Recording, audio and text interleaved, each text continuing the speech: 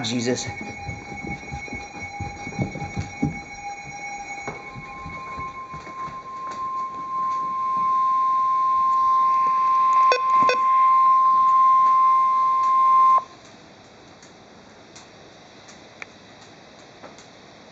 The National Weather Service in Chicago has issued a severe thunderstorm warning for southwest Cook County in northeast Illinois, southeastern DuPage County in northeast Illinois, extreme northern Will County in northeast Illinois, until 12:45 p.m.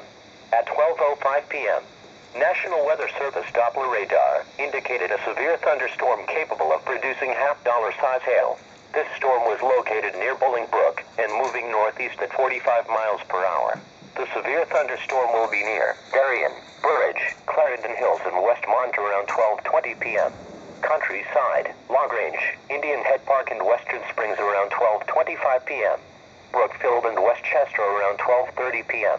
Interstate 55 between mile markers 267 and 282. Interstate 355 between mile markers 12 and 18.